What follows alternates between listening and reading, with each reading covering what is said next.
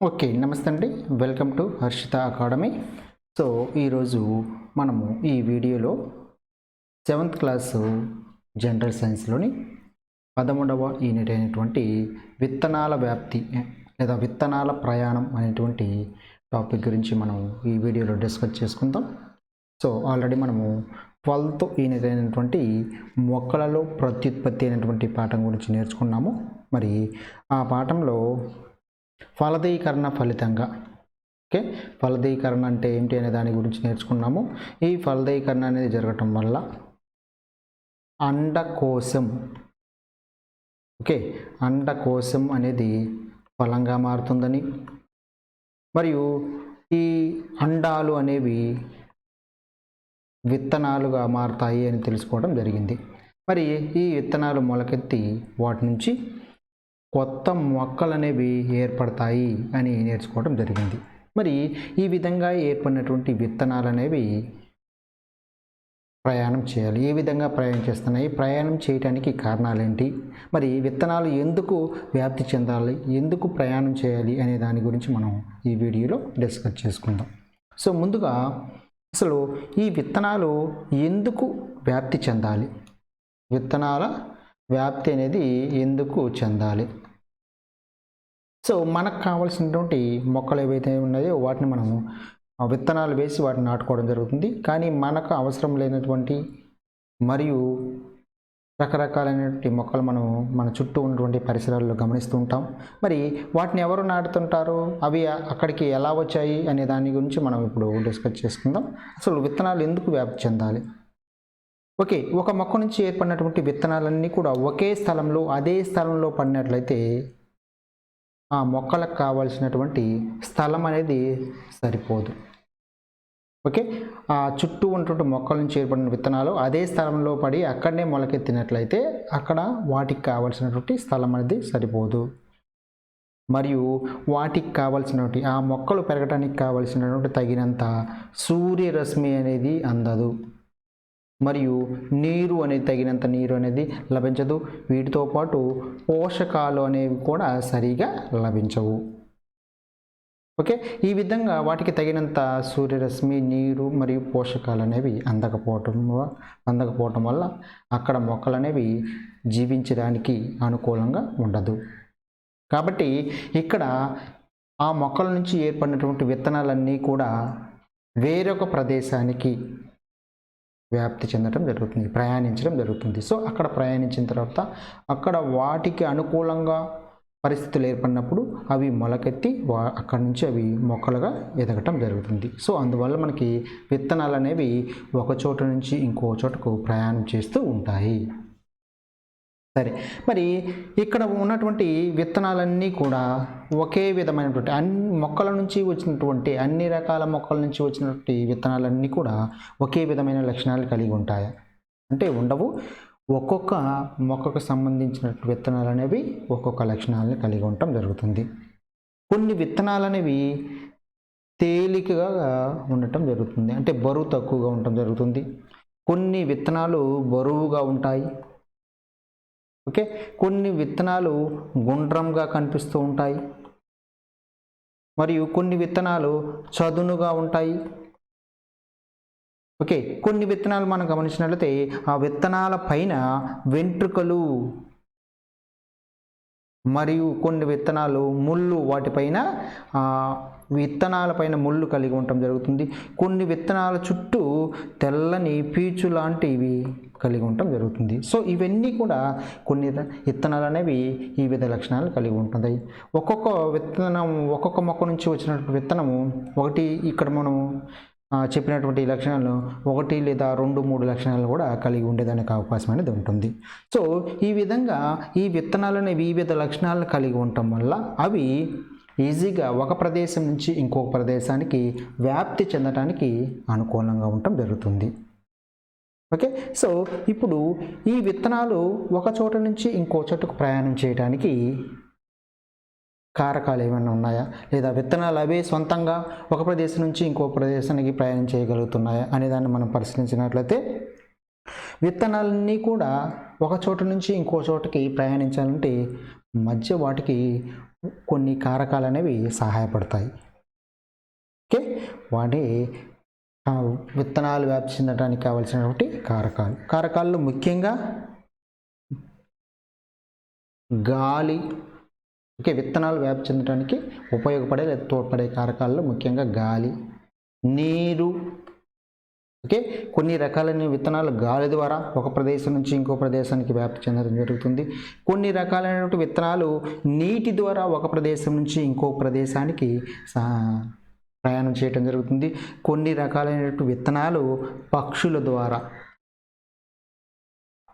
మరియు జంతువులు, పక్షులు మరియు జంతువుల ద్వారా, కొన్ని రకాలైనటువంటి విత్తనాలు మనుషుల ద్వారా కూడా, ఓకే, మనుషుల ద్వారా కూడా విత్తనాలు ఒక ప్రదేశం నుంచి ఇంకో ప్రదేశం జరుగుతుంది. కొన్ని రకాల విత్తనాలను అవి పేలడం ద్వారా, బస్ట్ అంటాము, ఈ పేలడం ద్వారా కూడా కొన్ని రకాలైనటువంటి విత్తనాలు ఒక ప్రదేశం నుంచి ఇంకో ప్రదేశానికి వ్యాపించడం జరుగుతుంది. రైట్. సో ఇప్పుడు మనము ఇక్కడ ఈ కారకాల్లో ఒక్కొక్క కారకం గురించి వివరంగా నేర్చుకుందాం. ఏ రకాలైనటువంటి విత్తనాలు ఏ లక్షణాలను కలిగి ఉంటే అవి ఏ రక కారకాల ద్వారా ఒక ప్రదేశం నుంచి ఇంకో ప్రదేశానికి వ్యాపిస్తాయి అనే దాని గురించి నేర్చుకుందాం. ఓకే, సో ముందుగా గాలి ద్వారా వ్యాప్తి చెందే విత్తనాలు ఎటువంటి లక్షణాలను కలిగి ఉండాలి, ఓకే, అనే దాని గురించి మనం డిస్కస్ చేసుకుందాం. గాలి ద్వారా వ్యాప్తి.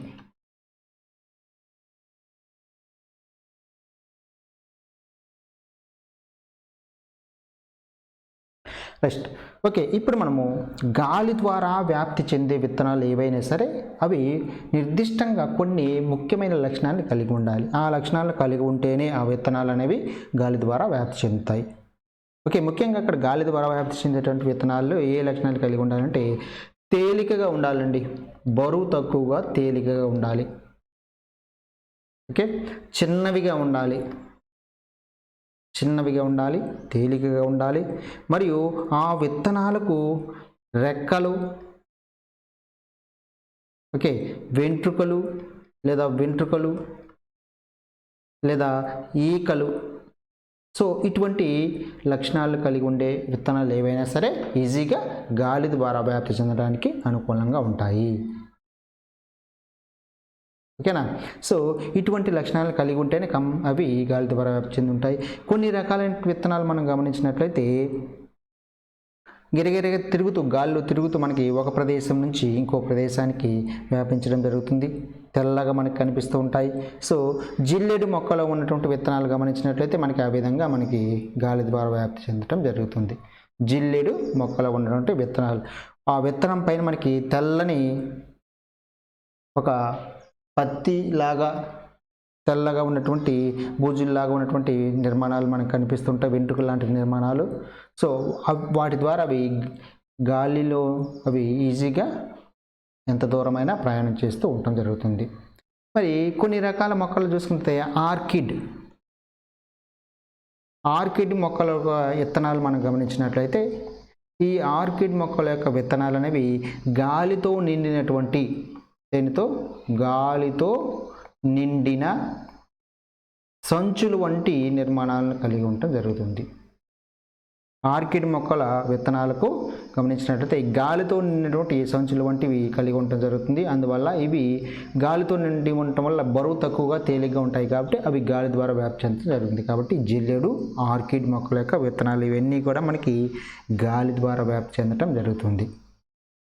ఓకే, ఇంకా మనకి బంగారు గంటలు అనేటువంటి మొక్క చూసాము.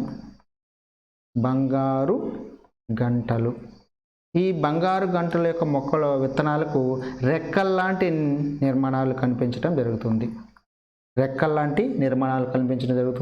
అదేవిధంగా పత్తి గింజలకు మనం గమనించినట్లయితే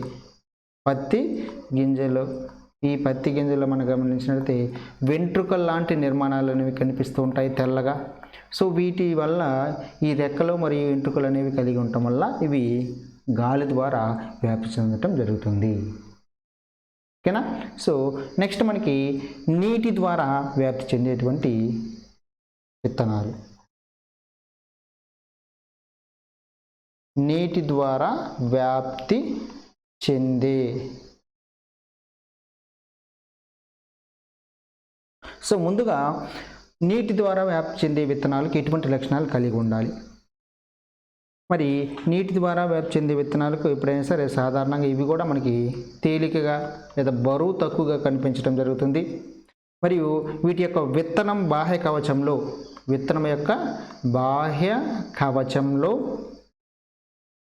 గాలితో నిండినటువంటి ఖాళీ స్థలాలు ఉంటాయి. గాలితో నిండిన ఖాళీ స్థలాలు అనేవి కనిపించడం జరుగుతుంది.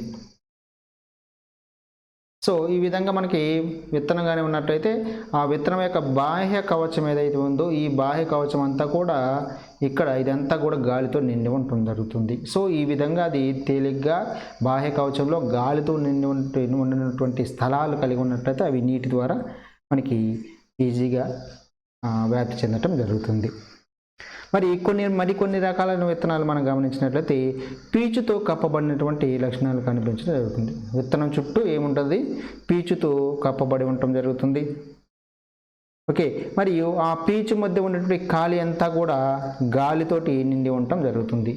ఓకే, ఈ విధంగా విత్తనం ఉన్నట్టయితే దాని చుట్టూ మనకి పీచు అనేది ఉంటుంది. ఈ పీచు మధ్యలో మనకి ఏముంటుందంటే గాలితోటి నింపబడి ఉంటుంది. మరి ఇక్కడ కొన్ని రకాల విత్తనాలు గమనించినట్లయితే కాయ మొత్తంగా కానీ గింజలు కానీ ఇలా ఏ విధంగా ఉంటాయి? పీచుతోటి కప్పబడి ఆ పీచు మధ్యలో మనకి ఏముంటుంది? గాలితోటి నింపబడి ఉంటుంది. ఇక్కడ మనకి ఎగ్జాంపుల్గా కొబ్బరి కాయని తీసుకుంటాము. ఈ కొబ్బరికాయలో ఇటువంటి నిర్మాణమే కనిపిస్తుంది. ఈ కొబ్బరికాయ అనేది ఈ విధమైన నిర్మాణం కనిపించడం వల్ల నీటిలో తేలియాడుతూ లేదా నీటితో తేలుతూ ఒక చోట నుంచి ఇంకొక చోటకి ప్రయాణించడం జరుగుతుంది.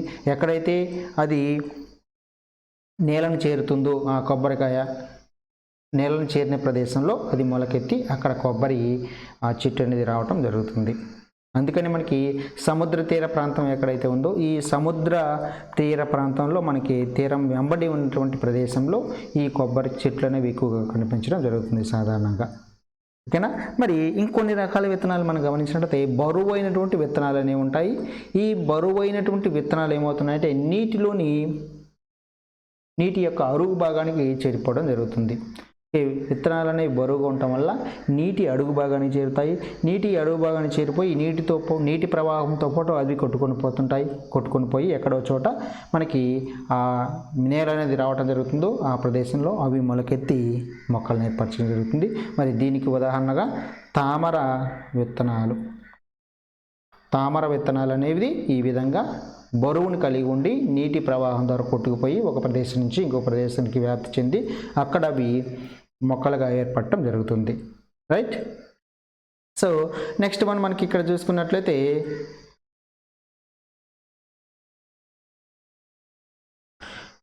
పక్షుల ద్వారా మరియు జంతువుల ద్వారా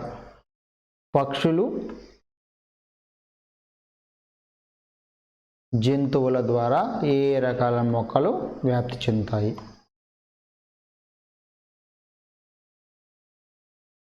ఓకే, మనకి కొన్ని రకాల విత్తనాలు మనకి కండగల ఫలాలు మనం చూస్తుంటాం. కండగల ఫలాలు అంటే ఆ విత్తనం చుట్టూ ఏముంటుంది? ఖండాన్ని కలిగి ఉంటుంది.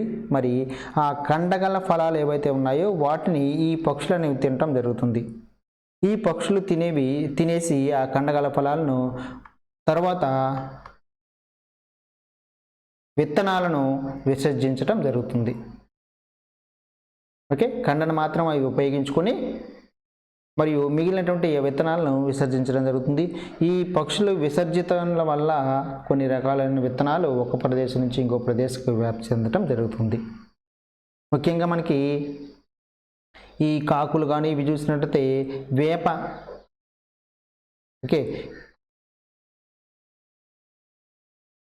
వేప చెట్టు నుంచి ఏర్పడిన కాయలను తినేసి వాటి నుంచి విత్తనాలను వేరొక ప్రదేశంలో మనకి విసర్జించడం జరుగుతుంది.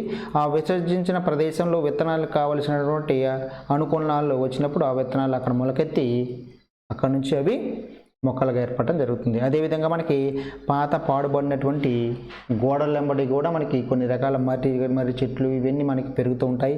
అవన్నీ కూడా ఈ విధంగా పక్షుల ద్వారా వ్యాప్తి చెంది అక్కడి నుంచి మొక్కలు అనేవి రావటం జరుగుతుంది. మరియు కొన్ని రకాల విత్తనాలు మనం గమనించినట్లయితే జంతువుల శరీరానికి అంటుకొని ఆ జంతువులతో పాటు అవి ఒక ప్రదేశం నుంచి ఇంకో ప్రదేశానికి ప్రయాణం చేయటం జరుగుతుంది. ముఖ్యంగా కొన్ని రకాల విత్తనాలు కొక్యాలు అనే వాటి ముఖ్యమైన భాగాలను కలిగి ఉంటాయి. కొన్ని రకాల విత్తనాలపైన ముళ్ళను కలిగి ఉంటాయి. కొన్ని వెంట్రుక లాంటి నిర్మాణాలని కలిగి ఉండటం జరుగుతుంది. ఇవన్నీ కూడా ఏం జరుగుతున్నాయంటే జంతువుల యొక్క శరీరానికి అంటుకొని మరి వేరొక ప్రదేశానికి ఇవి వ్యాప్తి చెందటం జరుగుతుంది. అదేవిధంగా మనకి ఇటువంటి లక్షణాలు ఉన్న మొక్కలు ఎక్కువగా గడ్డి జాతి మొక్కలు అనేవి ఇలాంటి విధానం ద్వారా వ్యాప్తి చెందటం జరుగుతుంది. అదేవిధంగా మనకి ఇక్కడ మనుషుల ద్వారా కూడా కొన్ని రకాల కొక్యాలు కలిగినటువంటి విత్తనాలు అనేవి ఒక ప్రదేశం నుంచి ఇంకో ప్రదేశానికి వ్యాపించటం జరుగుతుంది. ఓకే, నెక్స్ట్ మనకి కొన్ని రకాలైనటువంటి విత్తనాలు ఏ విధంగా ఉంటాయంటే జిగురుగా ఉండటం జరుగుతుంది. మరి ఈ జిగురుగా ఉన్నటువంటి విత్తనాలు పక్షుల యొక్క శరీరానికి లేదా ముక్కులకు అంటుకోవడం జరుగుతుంది. ముక్కులకి శరీరానికి అంటుకొని వాటితో పాటు ఈ పక్షుల ద్వారా ఈ జిగురు కలిగినటువంటి విత్తనాలు ఒక చోట నుంచి ఇంకో చోటకి వ్యాప్తి చెందడం జరుగుతుంది. కొన్ని రకాల విత్తనాలు చూసుకున్నట్లయితే మనకి ఆ పక్షులు తీసుకెళ్లేటువంటి విత్తనాలు, ముక్కు ద్వారా తీసుకెళ్లేటువంటి విత్తనాలు అవి వాటికి కావలసినటువంటి ప్రదేశాలు అంటే ఆ పక్షులు అనేవి గూటికి చేరే ముందు అవి మధ్యలోనే జారిపోవడం జరుగుతుంది. మరి అటువంటి క్రమంలో ఆ విత్తనాలు ఒక ప్రదేశం నుంచి ఇంకో ప్రదేశానికి పక్షుల ద్వారా వ్యాప్తి చెందటం జరుగుతుంది. మరి కొన్ని రకాల విత్తనాలు మనం ఆల్రెడీ చెప్పుకున్నాం. గోరింకని, మరి బుల్బుల్ పెట్టని, కాకులు మొదలైనవి కూడా మనకి ఎక్కువగా వేప చెట్టు నుంచి వచ్చినటువంటి కాయలు తినేసి వాటికి కావాల్సినటువంటి పదార్థాలంతా ఉపయోగించుకొని మిగతా భాగం మనకి విసర్జిత పదార్థాల రూపంలో బయటికి రావటం జరుగుతుంది. సో అటువంటి ఆ విత్తనాలన్నీ కూడా వేరే ప్రదేశంలో కొత్త మొక్కలుగా ఏర్పడడానికి అవకాశం అనేది ఉంటుంది. కాబట్టి మనకి ఇక్కడ పక్షులు మరియు జంతువుల ద్వారా వ్యాప్తి చెందేటువంటి విత్తనాలు అనేవి ఈ విధమైనటువంటి లక్షణాలను కలిగి ఉండి, నిర్దిష్టమైనటువంటి లక్షణాలు అనేవి కలిగి ఉండి ఆ పక్షుల ద్వారా జంతువుల ద్వారా అవి వ్యాప్తి చెందడం జరుగుతుంది. ఇక్కడ మనకి ఇదే క్రమంలో మతిమరుపు ఉడతను కనుక మనం గమనించినట్లయితే ఈ ఉడత తనకు కావలసిన ఆహార పదార్థాలన్నింటినీ సేకరించి తర్వాత ఒక చోట దాచిపెట్టుకోవడం జరుగుతుంది. మరి అవి దాచిపెట్టిన ప్రదేశాన్ని అది మర్చిపోవడం జరుగుతుంది. సో అవి వాటికి దాచిపెట్టిన ప్రదేశం కనుక్కోలేకపోవడం వల్ల ఆ విత్తనాలు అక్కడ మొలకెత్తి వాటిని అక్కడి నుంచి మనకి కొత్త మొక్కలు అనేవి ఏర్పడటం జరుగుతుంది. సో ఈ విధంగా కొన్ని రకాలైన విత్తనాలు ఉడత ద్వారా కూడా వ్యాప్తి చెందటం జరుగుతుంది. ఓకే, నెక్స్ట్ మనకి మనుషుల ద్వారా వ్యాప్తి. ఓకే, మనుషుల ద్వారా ఏ విధంగా వ్యాప్తి చెందనేది చూద్దాం. సో మనము అనేక రకాలుగా ఉపయోగిస్తున్నటువంటి టమోటా మరియు గోబీ మరియు జామ, పియర్ వంటి మొక్కలు అనేవి మన దేశానికి చెందినటువంటి కావండి. సో ఇవి ఐరోపా దేశానికి చెందినటువంటి వర్తకులు వారు మన దేశానికి రావటం వల్ల వారితో పాటు ఈ మొక్కలు అనేవి మన దేశానికి వ్యాప్తి చెందటం జరిగింది. అదేవిధంగా మన దేశానికి చెందినటువంటి చెరకు కూడా ఇతర దేశాలకు మనుషుల ద్వారానే వ్యాప్తి చెందటం జరిగింది ప్రపంచమంతా కూడా. మరి ఇవి ఏ విధంగా మనుషుల ద్వారా వ్యాప్తి చెందుతున్నాయి అంటే మరి మనుషులు విమానాలలో కానీ మరియు స్టీమర్లలో కానీ ఒక దేశం నుంచి ఇంకొక దేశానికి ప్రయాణించడం జరుగుతుంది. మరియు వారితో పాటు ఇక్కడ ఈ మొక్కలన్నీ కూడా ఒక ప్రదేశం నుంచి ఇంకో ప్రదేశానికి వ్యాప్తి చెందటం జరుగుతుంది. సో ఈ విధంగా మనకి కొన్ని రకాలైన మొక్కలు మనుషుల ద్వారా కూడా ఒక ప్రదేశం నుంచి ఇంకో ప్రదేశానికి వ్యాప్తి చెందటం జరుగుతుంది. సో చివరిగా మనం చూసుకున్నట్లయితే పేలడం ద్వారా కొన్ని రకాలైనటువంటి మొక్కలు పేలడం ద్వారా వ్యాప్తి చెందడం జరుగుతుంది. మరి కొన్ని రకాలైనటువంటి పండ్లలో ఉన్న విత్తనాలు గుళిక అనేటువంటి భాగంలో లేదా కాయ అనేటువంటి భాగంలో ఇమిడి ఉండటం జరుగుతుంది వాటి యొక్క విత్తనాలు. సో ఎప్పుడైతే బాగా ఎండిన తర్వాత ఈ గుళిక అనేది పగిలిపోవటం జరుగుతుంది. ఈ విధంగా గుళిక అనేది పగిలిపోవటం వల్ల మనకి ఆ గుళిక లోపల విత్తనాలు అనేవి చాలా ఫోర్స్గా బలవంతంగా చుట్టుపక్కల ఉన్నటువంటి ప్రదేశాలలోనికి వెదజల్లబట్టడం జరుగుతుంది. సో ఈ విధంగా పేలటం ద్వారా కొన్ని రకాలైనటువంటి విత్తనాలు వ్యాప్తి చెందడం జరుగుతుంది. మరి పేలటం ద్వారా ముఖ్యంగా మనకి ఆవ, బెండ మరియు బఠానీ, ఓకే, మరియు మనం మన ఇళ్ళల్లో పెంచుకుంటూ ఉంటాము కనకాంబరాలన్నీ పూల మొక్కలు ఉన్నాయి కదా, ఈ కనకాంబరాలు. సో ఇటువంటివన్నీ కూడా మనకి ఈ పేలటం ద్వారా విత్తనాలు అనేవి ఒక ప్రదేశం నుంచి ఇంకో ప్రదేశానికి వ్యాప్తి చెందడం జరుగుతుంది. ఓకే అండి. సో ఈ విధంగా మనకి విత్తనాలు అనేవి వివిధ రకాలైనటువంటి కారకాల ద్వారా, గాలి ద్వారా, నీటి ద్వారా, పక్షులు ద్వారా, జంతువుల ద్వారా, మనుషుల ద్వారా మరియు పేలటం ద్వారా, సో ఈ విధమైనటువంటి పద్ధతుల ద్వారా విత్తనాలు అనేవి ఒక చోట నుంచి ఇంకో చోటకి ప్రయాణించడం జరుగుతుంది. ఈ ప్రయాణానికి కారణాలు ఏంటి అనేది కూడా మనం నేర్చుకోవడం జరిగింది. వీటన్నిటి గురించి కూడా నేర్చుకున్నాం. చివరిగా మనకి ఇక్కడ మొక్కలు అనేవి, ఓకే, ఇక్కడ పేలటం ద్వారా చూసుకున్నట్లయితే మనకి గురిగింజ అని కూడా ఉంది కంటే పేరు మనం వినే ఉంటాము, అందరూ చూసే ఉంటాము. ఈ గురిగింజ అనేటువంటి విత్తనాలు కూడా ఈ పేలటం ద్వారానే వ్యాప్తి చెందడం జరుగుతుంది. మరి మొక్కలు అధిక సంఖ్యలో విత్తనాలని ఉత్పత్తి చేయడం జరుగుతుంది. మరి ఆ విధంగా అధిక సంఖ్యలో విత్తనాలను ఉత్పత్తి చేయడానికి కారణం ఏంటి? ఓకే, మరి ఇవి మొక్కల నుంచి వచ్చినటువంటి విత్తనాలన్నీ కూడా, ఓకే, మొక్కలు ఉత్పత్తి చేసినటువంటి విత్తనాలన్నీ కూడా అవి మొలకెత్తి మొక్కగా ఏర్పడాలనే అవకాశం అనేది లేదు. ఆ విత్తనాలు పడినటువంటి ప్రదేశాన్ని ఆధారంగా చేసుకొని ఆ విత్తనాలు మొలకెత్తడం జరుగుతుంది. కొన్ని విత్తనాలు అక్కడ వాటికి కావాల్సిన అనుకూల పరిస్థితుల్లోని ఏర్పడినప్పుడు మాత్రమే మొలకెత్తాయి, లేకపోతే అవి చనిపోవడం జరుగుతుంది. మరి కొన్ని విత్తనాలు మొక్కగా మారిన తర్వాత కొన్ని రోజుల తర్వాత కూడా చనిపోవడం జరుగుతుంది. అంటే ఇక్కడ మొక్కల నుంచి వచ్చినటువంటి విత్తనాలన్నీ కూడా మొలకెత్తి మొక్కలుగా మారాలనే అవకాశం అనేది లేదు. సో అందువల్ల ఇటువంటి సమస్యను అధిగమించడానికి ఈ మొక్కలు అనేవి ఎక్కువ మొత్తంలో ఎక్కువ సంఖ్యలో విత్తనాలను ఉత్పత్తి చేయడం జరుగుతుంది. వాటిలో కొన్ని మాత్రమే విత్తనాలు అనేవి మొలకెత్తి మొక్కలుగా ఏర్పడటం జరుగుతుంది. ఓకేనా. సో అందువల్ల అధిక సంఖ్యలో మొక్కలు అనేవి విత్తనాలని ఉత్పత్తి చేయటం జరుగుతుంది. మరి చివరిగా ఇక్కడ చూసుకున్నట్లయితే ఆవాలు మొక్క చూసామండి, అందరూ తెలిసింది ఆవాలు. మరి ఈ ఆవాల ఒక మొక్క తన యొక్క జీవితకాలంలో మొత్తం కూడా 10,000 విత్తనాలను ఉత్పత్తి చేయడం జరుగుతుంది. మరి ఈ 10,000 విత్తనాలన్నీ కూడా ఒక్కసారి మొలకెత్తి ఆ 10,000 మొక్కలు కానీ ఏర్పడినట్లయితే ఒకసారి ఆలోచించండి, ప్రపంచం మొత్తం కూడా కేవలం ఒక 6 నెలల కాలంలోనే ప్రపంచం మొత్తం కూడా ఈ ఆవాల మొక్కలతో నిండిపోవడం జరుగుతుంది. మరి అలా జరగట్లేదు. కారణం ఏంటంటే ఆ ఆవాల మొక్క ఒక మొక్క నుంచి ఉత్పత్తి అయినటువంటి ఈ 10,000 విత్తనాలన్నీ కూడా మొలకెత్తట్లేదు. ఇవి కొన్ని మాత్రమే మొలకెత్తి ఆవాల మొక్క ఏర్పడుతున్నాయి, మిగతావన్నీ కూడా చనిపోవడం జరుగుతున్నాయి. సో అందువల్ల ఇటువంటి సమస్యలను అధిగమించడానికి మొక్కలు అనేవి అధిక సంఖ్యలో విత్తనాలని ఉత్పత్తి చేయటం జరుగుతుంది. ఓకే అండి, రైట్. సో ఇక్కడ మనము ఈ లెసన్లో ఏమేమి నేర్చుకున్నాము అనే దాని గురించి ఒకసారి రివిజన్ చూద్దాం. ముందుగా విత్తనాల వ్యాప్తి జరగటానికి కారణం ఏంటి, ఓకే, విత్తనాలు ప్రయాణించడానికి లేదా విత్తనాలు వ్యాప్తి జరగటానికి కారణం ఏంటి అని నేర్చుకున్నాము. సో విత్తనాల ప్రయాణము లేదా విత్తనాల వ్యాప్తి అంటే ఏమిటి అనేది కూడా మనం ఒకసారి చూద్దాం.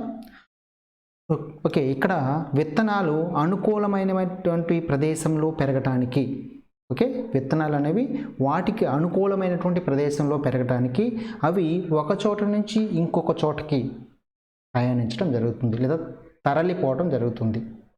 ఓకే, దీన్ని మనం విత్తనాల వ్యాప్తి అంటాము. ఈ విత్తనాలు వ్యాప్తి చెందడానికి కారణాలు ఏంటి అనే దాని గురించి కూడా నేర్చుకున్నాము. వ్యాప్తి చెందకపోతే ఏమవుతుంది అనే దాని గురించి కూడా నేర్చుకున్నాము. సో ఈ విత్తనాలు వ్యాప్తి జరగడానికి కొన్ని కారకాలు అనేవి ఉపయోగపడతాయని చెప్పుకున్నాము. ఆ కారకాల్లో గాలి మరియు నీరు మరియు పక్షులు, జంతువులు, ఓకే, మనుషులు మరియు పేలటం. సో ఈ విధమైనటువంటి వివిధ రకాల కారకాల ద్వారా విత్తనాలను వ్యాప్తి చెందడం జరుగుతుంది. ఏ రకాలైనటువంటి కారకాల ద్వారా ఏ రకాల విత్తనాలు వ్యాప్తి చెందుతున్నాయి అనే దాని గురించి కూడా ఒక్కొక్క దాని గురించి కూడా మనం నేర్చుకోవటం జరిగింది. ఓకే అండి. సో ఈ విధంగా మనము ఈ 13వ యూనిట్ని ఈ విధంగా నేర్చుకున్నాము. నెక్స్ట్ వీడియోలో 14వ యూనిట్ అయినటువంటి 7th క్లాస్ జనరల్ సైన్స్లోని 14వ యూనిట్ అయినటువంటి నీరు ఉన్నదే కొంచెం, మరి వాటిని ఏం చేయాలి, వృధా చెయ్యకూడదు, వృధా అనేది చేయకండి అనేటువంటి పాఠం అంటే 14వ యూనిట్. సో దీన్ని మనం నెక్స్ట్ వీడియోలో నేర్చుకుందాం. ఇంతవరకు మీరు ఈ వీడియోను చూడండి. థ్యాంక్ యూ అండి. Thank you for watching.